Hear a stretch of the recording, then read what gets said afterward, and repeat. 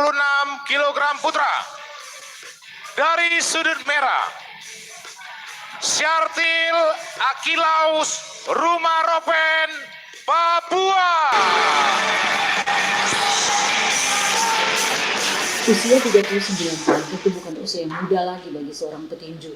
Namun keinginan kuat untuk berprestasi di tanah sendiri ketika PON dilaksanakan di Papua membuat Syartil Rumaropen terus memompas semangatnya berjuang, berlatih dan bertarung hingga akhirnya membuktikan kemampuannya lewat perolehan medali perak di kelas 46 kg cabang olahraga tinju PON 20 Papua. Tidak menyangka akan bisa maju hingga final dan juga bukan pemain yang diunggulkan, Syartil berhasil mencatatkan namanya sebagai salah satu atlet dengan prestasi mengagumkan di kontingen PON Papua.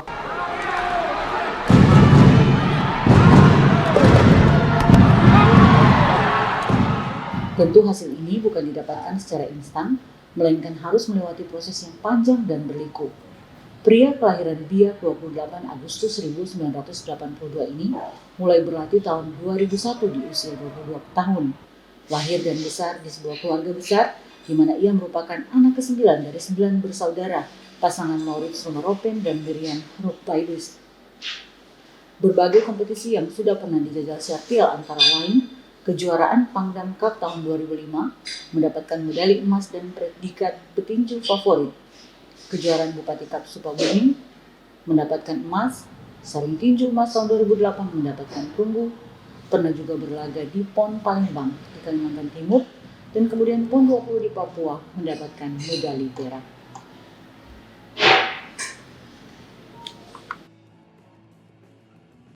Halo masyarakat yang ada di Provinsi Papua, salam jumpa kembali dalam program Papua Menuju Jejak Prestasi, salam olahraga. Dan seperti biasa kami akan berbincang-bincang mengajak Anda untuk menyaksikan bersama dialog perbincangan dengan para atlet, pelatih maupun pengurus dari cabang olahraga yang sudah boleh berlaga dalam PON 20 tahun 2021 di Provinsi Papua, terlebih khusus mereka yang sudah boleh mendapatkan medali, baik medali emas, medali perak maupun medali perunggu. Dan saat ini saya sedang berada di Wisma Atlet di Kota Jayapura dan sudah bersama dengan para atlet, pelatih maupun pengurus dari cabang olahraga tinju yang kita tahu bersama sudah boleh mendapatkan medali emas, perak maupun perunggu dalam gelaran PON 20 tahun 2021 di Provinsi Papua dan boleh menjadi juara umum ya dalam PON kemarin di Papua. Dan di samping saya saat ini sudah ada atlet yang sudah boleh mendapatkan medali perak di kelas 46 kg, Syartil Rumaropen. Halo, apa kabar? Panggilannya? Bisa dipanggil Kibo aja. Kibo. Ya.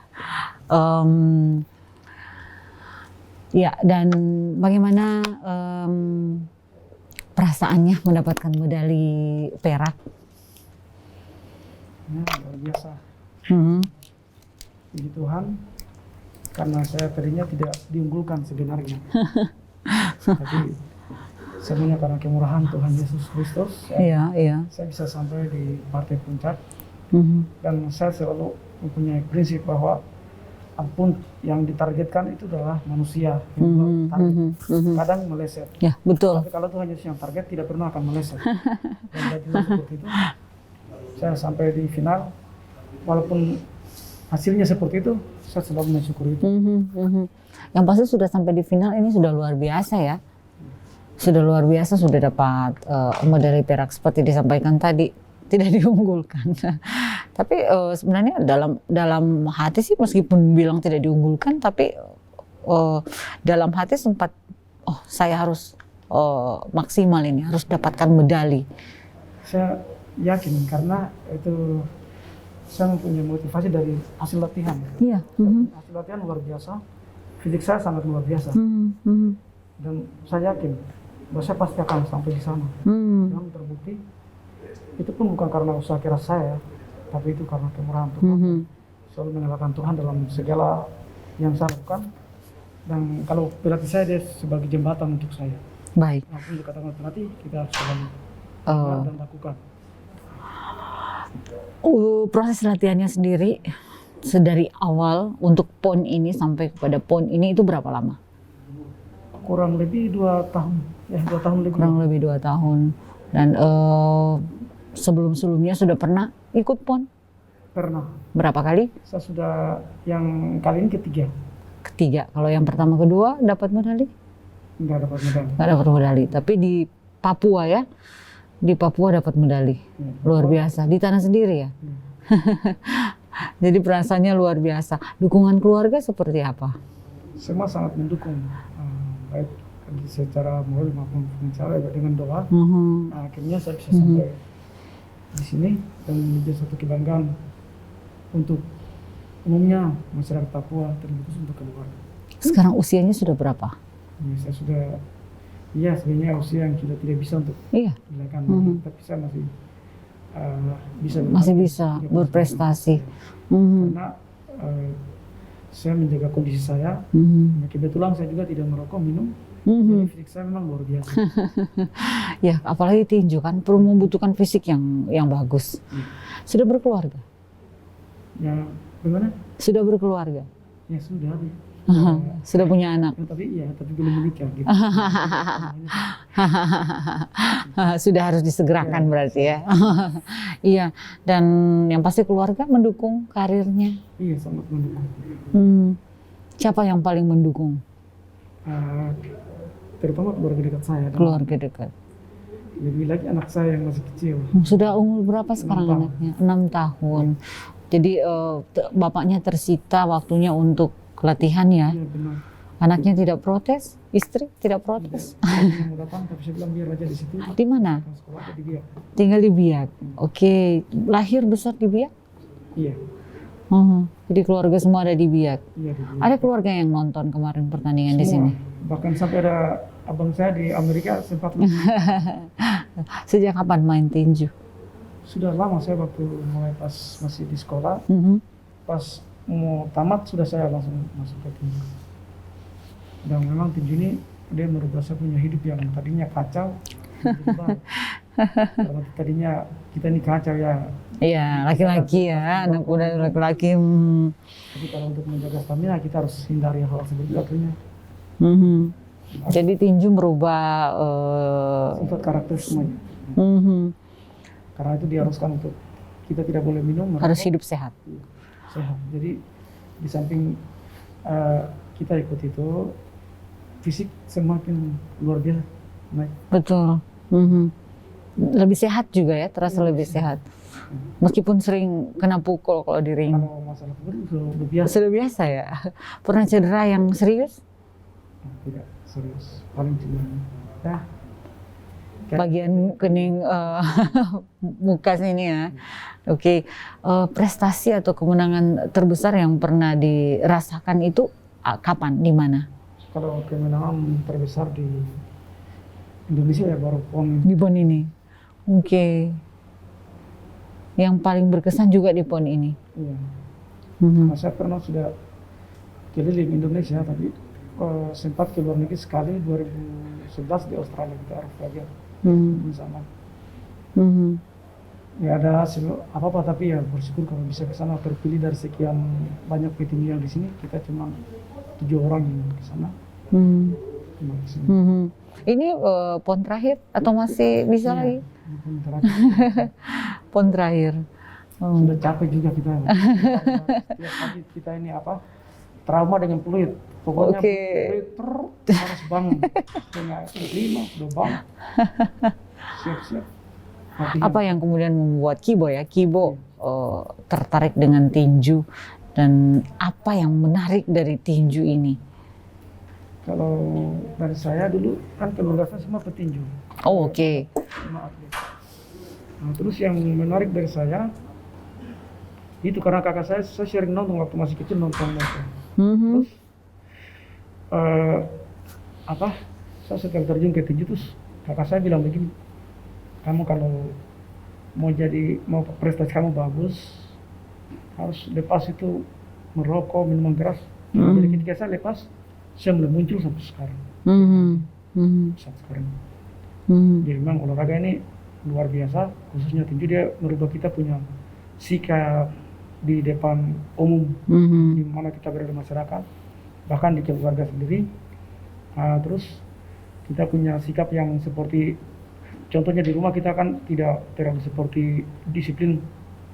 Paling kalau di rumah kan mau apa saja terserah kita. Tapi kan dengan olahraga ini dia menuntun kita untuk hidup yang lebih baik, hidup sehat. Memang makan tidak sembarangan. Kibo sendiri selain jadi atlet, apakah bekerja? Saya memang kerjanya di area Freeport, tapi saya bukan Freeport, saya kontraktor. Kontraktor Freeport, oke. Pelatih saya yang tadi. Tapi pas mungkin dengar masalah kita yang sudah beberapa tahun lalu, mau bekerja ya kita di situ. Kita Tapi sekarang sudah kerja lagi? Enggak, kita tunggu saja kalau dikembalikan baru kita kembali. Jadi sementara kita 4 tahun. Kita di Sudah mau 4 tahun belum bekerja? Belum kembali. Kita karyawan yang mau bekerja 8.300 lebih yang sekian sampai sekarang masih. Jadi tapi keluarga berarti tidak protes ya? Tidak protes. Aman ya karena keluarga atlet juga. Iya. Dan apa yang bisa Kibo berikan sebagai motivasi untuk teman-teman yang ada di luar sana, untuk anak-anak muda Papua yang mungkin punya potensi juga ya, tapi yang saat ini masih ragu, masih belum bisa memutuskan sebenarnya mau jadi atlet atau tidak. Silahkan. Kalau dari saya untuk anak-anak muda generasi yang di belakang saya, mereka harus termotivasi dengan apa yang saya buat. Nah, jadi kalau kita sudah jadi atlet kan mengurangi kita punya aktivitas yang tidak baik di masyarakat. Suka buat hal yang tidak baik, seperti mungkin minuman keras, lain-lain, mungkin mengganggu ketertiban umum. Melalui olahraga ini kan tersalur supaya mengurangi hal-hal yang tidak baik. Kan kalau seperti begini kan orang itu rasa bangga, senang. Karena pertama kita mengangkat harkat martabat, apalagi kalau kita sudah bertanding mewakili negara, kan kita punya negara Indonesia. Kemudian kalau di sini ya kita punya suku, nama, ya betul. Jadi dengan begitu kan enak. Jadi kita tidak sepertinya mengganggu orang lain. Ketertiban umum lah, jangan. Kan kalau begini kan enak. Jadi kita punya nama besar, terus malah dikasih uang lah sama pemerintah. Betul. Dan kembali lagi ketika pertandingan PON kemarin, apa sih pengalaman berharga yang bisa Kibo dapatkan, mungkin kesan yang paling diingat lah dalam gelaran PON kemarin di pertandingannya, apalagi kan ini Kibo bilang ini adalah PON terakhir. Apa pengalaman dan kesan-kesan yang bisa didapat dalam gelaran PON kali ini? Kalau untuk saya kemarin secara pribadi ya, teman-teman tanding saya awal saya anggap enggak. Ya sebenarnya yang kuat yang saya dapat hadapi pertama sampai pada final, justru pada final ini saya anggap bahwa itu tidak terlalu tapi justru saya kalah di situ, jadi itu jadi motivasi supaya teman-teman adik-adik yang ada di sini melihat, supaya kita jangan mau lihat siapapun dia, kita punya teman atau lawan, kita tidak boleh meremehkan. Nah, jadi kita harus fokus, dan pagelaran kemarin PON ini itu jadi motivasi untuk pemuda-pemudi yang ada di Indonesia, terkhusus di Papua, supaya mereka termotivasi untuk harus menekuni mungkin salah satu cabang yang mereka inginkan, supaya mengurangi bahasa kasarnya kita bilang gelandangan dan segala macamnya, kacau-kacau, supaya bisa terkendali untuk hal-hal yang baik. Kalau Kibo sendiri ini kan bilang mau pensiun, sudah capek, apakah tidak berkeinginan untuk misalnya jadi pelatih? Itu nanti sudah dipikirkan nanti ke depan. Sudah ada ancaman ke sana juga. Iya, ada keinginan ke sana. Iya. Oke, jadi medalinya dipersembahkan untuk siapa? Ya, untuk masyarakat Papua yang selama ini mendukung dengan doa. Kemudian tempat di mana kita berada untuk masyarakat Papua, supaya dengan munculnya atau ada perolehan medali yang kita persembahkan menjadi motivasi untuk adik-adik yang lain, biar mereka berusaha lebih maksimal daripada kita. Oke, baik. Siapa yang paling menginspirasi atau sosok yang paling berjasa dalam karir bertinju dari Kibo? Kalau yang jadi motivasi buat saya itu kakak saya sendiri, ada kerja di Tembagapura, Bogor, Moropen, terus dengan banyak pelatih saya. Di sana ada Bapak Frik Taime, Bapak Yusuf Rumlus, Kalau di sini ada Bapak Persi dan pelatih kita Bapak Eva dan semua yang ada di Jayapura sini. Bapak Yesus Imbi, Bapak Karol Remarin almarhum, Bapak Hendrik Bisai, dan semua pelatih yang ada di Jayapura sini yang tidak sempat saya sebutkan satu persatu karena banyak. Ya, dari mereka saya dibentuk. Kibo sendiri melihat potensi dari olahraga tinju di Papua, melihat karakteristik dari anak-anak Papua kan, dari orang-orang Papua itu seperti apa? Potensinya ke depan itu seperti apa? Potensi dari anak muda itu luar biasa. Iya. Makanya tadi saya bilang jangan salurkan kita punya bakat dengan hal yang tidak baik seperti mungkin berkelahi di jalan atau buat hal yang tidak baik kan mengganggu. Tapi kalau disalurkan melalui olahraga ini kan luar biasa. Dengan begitu mengurangi hal-hal yang tidak kita inginkan. Seperti kacau atau mabuk lah. Dan saya lihat kita punya anak-anak muda di Papua ini punya potensi luar biasa. Iya, cuma betul. kalau kita bina saja, terus mereka juga kalau mau menurut. Apa yang menjadi harapannya sendiri untuk olahraga ini? Mungkin harapannya untuk pemerintah, ya kan? Apa yang ingin disampaikan kepada pemerintah agar supaya olahraga ini bisa semakin berkembang di Papua?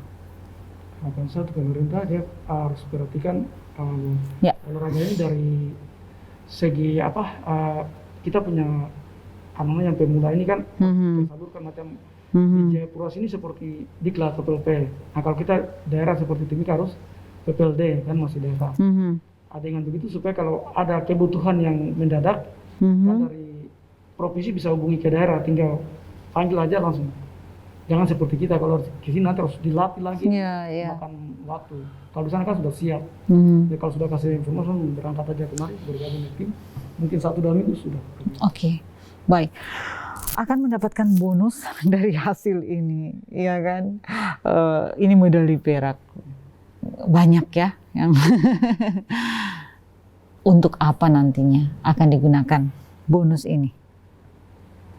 Ya bonus saya sebagaimana komitmen saya untuk Tuhan paling 1/10 dari pendapatan saya akan kasih mungkin kasih sumbangan ke hamba Tuhan melayani. Kemudian berikutnya saya akan buka usaha itulah.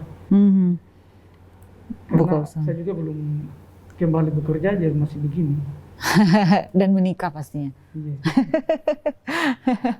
Ya, dan terima kasih Kibo sudah boleh berbincang dengan kita di sini. Terima kasih sudah membawa harum nama Papua dapat 1 medali perak dalam PON 20. Semoga rencana juga ke depan untuk bisa menjadi pelatih dilancarkan. Salam untuk keluarga, sukses juga dalam pekerjaan dan seperti harapannya semoga Papua ini akan lebih lagi bermunculan lagi atlet-atlet berbakat, atlet muda berbakat yang nanti akan bawa harum nama Papua dari cabang olahraga tinju.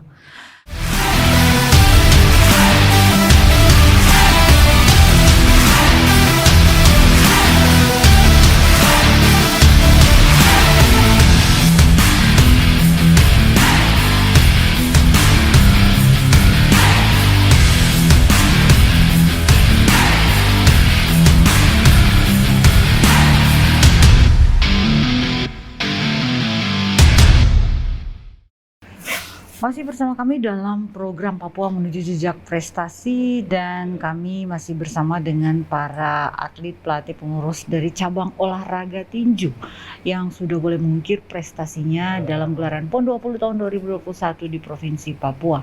Untuk cabang olahraga tinju ini sendiri mendapatkan sejumlah medali dan kita akan langsung saja bertanya-tanya tentang hal ini kepada para pelatih. Di samping saya sudah ada pelatih kepala tim tinju Papua, Bapak Ayub N.Epa, dan juga sudah ada di sebelah sana ada Bapak asisten pelatih, Bapak Persi Rumere. Ya, halo, apa kabar Bapak-bapak? Baik. Tentunya beberapa tahun ya mempersiapkan diri untuk PON 20 di Provinsi Papua. Banyak persiapan yang sudah dilakukan. Kalau dari cabur olahraga tinju ini sendiri, Bapak persiapannya ini berapa lama? Baik. Persiapan kita sejak saya berjalan ke PON itu dari 2000 bulan Oktober kami sudah start jalan. 2018 Oktober. Oke. 19 2020 pada PON 20 ditunda oleh Presiden karena COVID-19. Ya, dimajukan ke 2021. Ya, kita program dari 2019 ke 2020 itu sudah kami ganti lagi ke 2020-2021. Ya, perubahannya cuma sedikit-sedikit saja. Program tapi dari program utama yang kita sudah paparkan, realisasi, dan kita dapat nilai A 100%. Hasil program ini yang kita kemarin penundaan, jadi kita coba sedikit menuju ke 2021. Dan hasilnya kita menjalani program itu dengan baik secara fisik umum maupun secara fisik khusus. Jadi berbagai proses program pelatihan juga sudah dilaksanakan dan sudah dijalani oleh semua atlet yang bergabung di tim Papua. Bapak ke Pak Persi, Pak, mungkin ada berapa atlet kemarin yang dibawa oleh tim Papua? Bapak bisa? Berawal dari 42 petinju. 42 Petinju. Karena tinju ini kan olahraga disiplin. Iya, betul. Dari 42 ini setelah mengikuti program latihan, ya makin lama dia makin tidak merasa berat dalam program, dia mundur. Mengundurkan Nah, diri. itulah proses Seleksi. Ya, secara ya. langsung berjalan. Ya. Aha. Akhirnya turun jadi 20. Oke. Dari 20 harus keluar 3 lagi, harus 17. Dan 17 ini baru kemarin kita pulang dari Jawa, kita ikut seleknas SEA Games dulu 11 orang petinju di bulan Maret 2021. Kemudian kita sampai di medali perunggu semua, 7 medali perunggu. Dari 7 medali perunggu pun juga kami diintervensi oleh teman-teman dari KONI, teman-teman dari Pemprov. Mereka tidak paham bahwa periodisasi ini kita sudah menuju di ambang pintu gerbang big pond-nya di gerbang pintu pond. Kita tinggal koreksi sedikit masuk. Medali kita sudah, medali perunggu kita sudah raih. Oke, Bapak untuk proses pelatihan untuk para pelatih, para atlet ini sendiri, Bapak berdua itu teknik-teknik pelatihannya seperti apa? Apa saja yang diberikan pelatihannya untuk para atlet ini? Baik, pertama kita harus menyiapkan fisik mereka. Fisik mereka harus 70% dulu, ya. baru kita beralih ke fisik khusus. Nah, persiapan itu situlah banyak atlet yang selalu ada keluh, ada saya, ada semua karena fisik. Tinju itu memerlukan fisik. Betul. Kalau fisik tidak mampu, nanti di atas ring juga habis. Iya. Itulah proses fisik umum. Nah, kita masuk di proses fisik khusus. Itu tinggal kita main pola, teknik. Kita beban fisiknya juga ada, tapi volumenya rendah. Tetap ada. Kemudian volume untuk daya tahan tetap kita utamakan. Oke. Dan rata-rata para anggota tim ini, para atlet ini bisa mengikuti ini, meskipun ya seperti Bapak bilang ada kendala-kendala seperti ya karena ini berat juga kan, tapi rata-rata bisa mengikuti ya. Memang kami sebagai pelatih kan memberikan program cukup berat, kami merasa sedih juga, tapi itu untuk kepentingan mereka juga. Dia juara untuk dia keluarganya sendiri, untuk dirinya sendiri. Iya, Bapak asisten pelatih bisa mau ditambahkan terkait dengan program-program pelatihan yang diberikan kalau dari Bapak sendiri, apa yang teknik-teknik pelatihan seperti apa yang Bapak berikan kepada anak-anak didik ini? Oke, baik. kami sebagai asisten pelatih adalah kepanjangan tangan dari pelatih kepala. Iya. Kita menjalankan program pelatihan sesuai dengan priorisasi yang diberikan dari KONI. Oke. Kita terapkan dari fisik umum, fisik khusus, teknik khusus. Jadi kita kasih melatih sesuai dengan priorisasi Oke. tahapan-tahapan latihannya. Tahapan-tahapannya seperti apa kalau boleh lebih dirincikan? Ya, itu tadi Bapak pelatih kepala sampaikan fisik umum. Kalau Fisik fisik umum khusus. yang seperti apa, Bapak? Fisik umum itu kita menyiapkan dari yang dia tidak bisa mengenal fisik, dia bisa mengenal. Oke. Jadi yang dia tidak bisa tahan dalam fisik umum itu, dia mundur. Oke. Dia tidak tahan. Jadi banyak yang mundur, Kak? Banyak yang mundur. Karena ya, Oh, jadi memang mau jadi atlet tinju memang bukan hal Iya, yang hal yang gampang ringan. juga ya, Bapak. betul. Oke. Sudah melatih sejak kapan, Bapak? Kalau Bapak sendiri sudah sejak kapan bergabung dengan tim Papua? Saya memang mantan atlet Atlet, nasional, betul. mantan atlet juara Indonesia. Kemudian saya sambil jadi atlet, saya curi poin untuk ambil sertifikat Sertifikat pelatih, pelatih. lisensi pelatih, baik tingkat daerah, baik tingkat nasional, baik tingkat internasional. Iya. Nah, lisensi saya sekarang di Pertina di Tinju, hanya saya sendiri ada di Papua, dan saya IPA. Nah, kalau PON itu saya yang sendiri harus masuk dalam ring, nanti asisten mereka di luar ring, contoh seperti itu. Kalau Bapak sendiri Pak Persi sudah berapa lama? Dari tahun 2000. Tahun 2000. Mantan atlet juga? Ya, atlet Oke. dari daerah tidak bersinar, tapi di Kelatda saya sudah 3 kali. 2011 di Prapon, antara di Prapon, 2015 Prapon ke Maluku, sekarang lagi. Oke. Bapak-bapak, ini kan putra dan putri ya?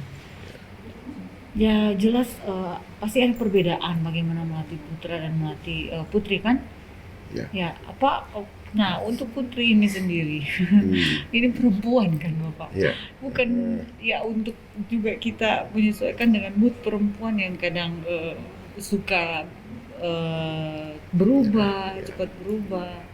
Namanya juga perempuan ya Bapak, itu kalau menghadapi anak-anak perempuan ini yang masih muda-muda juga, ada yang masih muda-muda, itu seperti apa teknik-tekniknya menghadapi anak-anak perempuan ini? Kita menghadap atlet, program yang sama semua. Jadi baik putra maupun putri. Jadi itu pola bertingnya sama, pola memukulnya sama. Jab straight, hook kiri kanan semua sama. Jadi program juga sama. Jadi apapun program berat tidak ada putra putri kita tidak bagi. Karena dalam tim pelatih itu tidak ada tim pelatih fisik itu tidak ada. Bisa merangkap semua. Ada pelatih teknik, fisik, teknik dan pola. Jadi apapun program kita berat ya berat, semua sama-sama. Baik putri maupun putra. Jadi kita menguji kemampuan mereka di situ. Jadi betul-betul harus mampu. Jadi kita harus ukur sampai kemampuan mereka, harus tes juga. Tes VO2max. VO2max yang kita coba ya lebih dari apa yang kita harapkan. Baik. Coach Persi bisa tambahkan? Iya, memang secara psikologi ada pria sama wanita. Tapi kita atur bagaimana jam istirahatnya supaya karena besok latihan mereka harus istirahat yang teratur. Ya. Jadi memang secara psikologis kita ada ini wanita, tapi bagaimana untuk setelah latihannya harus porsinya sama.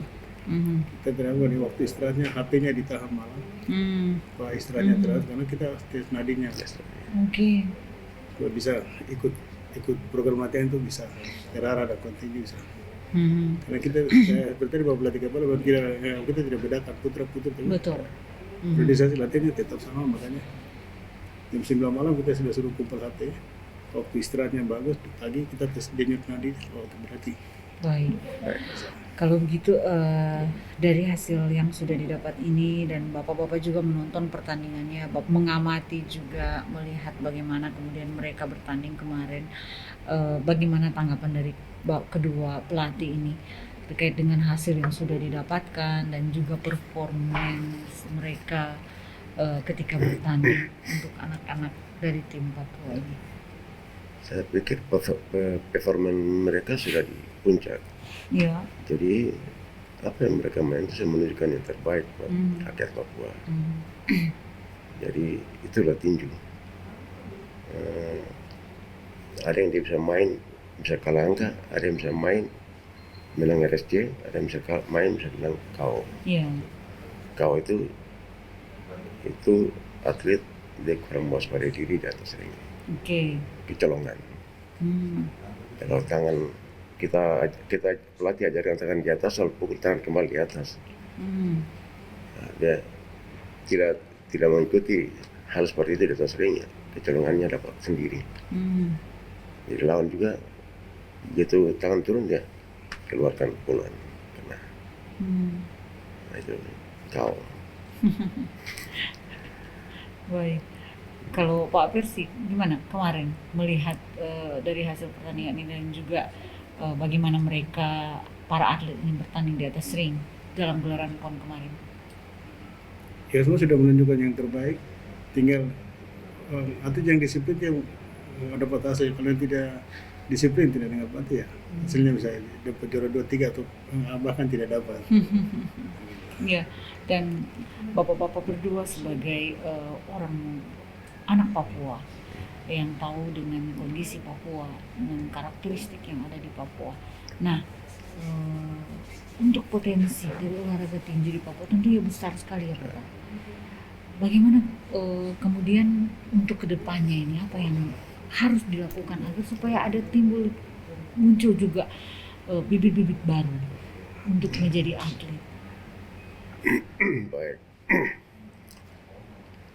Setelah reorganisasi di tubuh Pertina, dari Pertina dari ketua lama kita sudah menggantikan ketua yang baru. Ketua yang baru ini semangatnya tinggi, bagus. Mungkin dia bisa mengumpulkan legenda-legenda petinju-petinju yang lama untuk wawancara dengan dia. Ya, untuk membangun juga olahraga tinju di Papua. Juga kami juga ikut, terus kenapa coba mantan-mantan ketua Pertina yang dulu juga seperti yang sekarang kan. Ini betul-betul membangun tinju ke depan. Pak Riki Hampadot selaku Bupati dan juga sebagai Pemprov Pertina Papua. Gagasannya bagus, hanya berani, hebat. Kami senang. Jadi terarah juga kepemimpinan sekarang ini kami melihat ke depan. Ya pasti akan tinju dia akan berkembang ke depan. Oke. Silakan Pak Persi tambahkan. Begitu saya ajak generasi Papua yang baru naik, terus mudah-mudahan kepengurusan yang barunya lebih banyak untuk buat kegiatan olahraga tinju baik di daerah maupun nanti saya ajak anak-anak muda yang sekarang udah salurkan di jalan-jalan nanti berhadapan di hukum, nanti ikut di olahraga tinju supaya bisa bersinar di. Dan rencana ke depan setelah ini, Bapak? Rencana ke depan ya kita masing-masing kita harus melaporkan ke Pemprov masing-masing untuk menjalani program pimpinan tetap jalan terus karena persiapan Prapon Aceh kan. Prapon ya PON Aceh ada di situ. Tidak yang saya sudah kasih tinggal kasih masuk laporan saja ke kita Pemprov. Baik. Ya, Bang, terima kasih Bapak-bapak sudah boleh berbincang dengan kami. Semoga sukses terus untuk program kepelatihan dan semoga dari tangan-tangan Bapak berdua ini juga bisa bermunculan atlet-atlet muda Papua ya yang bisa bawa harum. Masih ada satu. Iya. Kita medali terbanyak di PON ini. Papua sebagai tuan rumah dan sebagai juara umum. Medali terbanyak. Kita emas 2, perak 3, perunggu 6. 11 medali yang lain di bawah dari kami. Dan kami nilai tertinggi dari semua daerah, semua provinsi. Baik, dan semoga ini prestasi ini terus dipertahankan ke depannya Bapak. Ya. Iya. Dan pemirsa, terima kasih Anda sudah boleh bersama kami, berbincang bersama dengan kami, dan kita akan bertemu lagi dalam perbincangan selanjutnya masih dalam program Papua Menuju Jejak Prestasi yang merupakan program dari bidang Humas dan Media kontingen PON 20 di Provinsi Papua tahun 2021. Saya mohon undur diri dari hadapan Anda, sampai jumpa lagi. Salam olahraga.